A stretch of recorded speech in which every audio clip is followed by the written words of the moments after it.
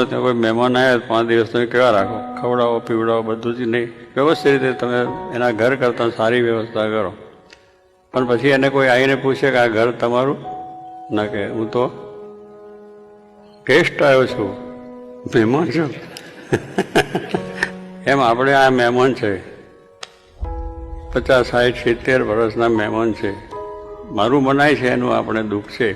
તો જનક રાજાને મારું નહોતું બનાવ્યું. આ જગત, આ રાજ્ય મારું નથી, મારા કુટુંબ પરિવાર નથી, મારી કોઈ આ જાતની પ્રજા પણ નથી. હું આત્મા છું, હું અક્ષર છું, હું બ્રહ્મ છું.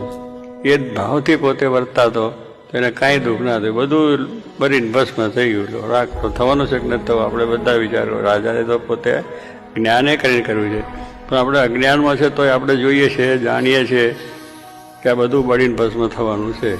પણ પેલું મારું મારું થયું એટલે મારું મારું કરીને ધન મેળવ્યું, તેમાં તારું નથી તલવાર, એમાં ભૂલી ગયો ભગવાનને. ભગવાને આપેલું છે, ભગવાન કરતા છે, એને આપ્યું છે, એને પાછા ભૂલી જઈએ છીએ આપણે. એટલે આ જે બધું જ્ઞાન થાય દ્રઢ, તો પછી કંઈ વાંધો નથી. એટલે કરતા પણ હોય તો વાંધો કોઈ જાતનો આવે નહીં. હું કરું છું, મેં કર્યું છે તો બંધન થશે, અને ભગવાને કર્યું છે તો સુખ્યા રહેવા છે. ફલાણાએ બગાડ્યું, ટીકનાએ બગાડ્યું, અમકડાએ કોઈ બગાડ્યું નથી. બગાડનાર આપણો મહારાજ છે, જીવાડનાર આ છે. પણ છતાં કોઈ પ્રસંગ આવો થઈ જાય તો તે ઘડી આપણે માનવું ના જોઈએ કે આપણું કંઈ નથી. આપણું ભગવાન બધું રાખ્યું છે, એવું કોઈ રાખવાનું નથી આ જગતની અંદર.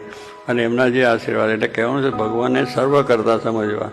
આ બધા પ્રશ્નોનું નિરાકરણ એક જ છે, ઓલ ઇન વન. સર્વ કરતા પરમાત્મા છે, તમારા બધા પ્રશ્નો ઉકલી જાય. ક્યારે કોઈ જાતની મુશ્કેલી આવે તો ભગવાને જ કરવી. જે કંઈ મુશ્કેલી આવે તો ભગવાને જ કરવી. બસ એને દુઃખ આવે તો દુઃખ ભોગવી લેવું, સુખ આવે તો સુખ ભોગવી લેવું. આ ભગવાનનું કરતા પડવું. સુખ આવે તો સુખ ભોગવી લેવું, પણ એવું નથી કે સુખ નાખી દેવું. પણ એમાંય ભગવાનનું કરતા પડવું કે સુખ ભગવાને આપ્યું, દુઃખ આવે તો દુઃખ એ ભગવાન આપ્યું. એની ઈચ્છા છે ભોગવી લો, બીજું કાંઈ જ નહીં. તો સ્વામી કે આવું જો કરતા પણ ભગવાનનું હોય તો અહો આનંદ રહે 24 કલાક. એમ મહારાજને કરતાં આપણે સમજીને જે કંઈ કરીએ એમાં આપણું શાંતિ સુખ રહે, મહારાજ રાજી થાય. આશીર્વાદ.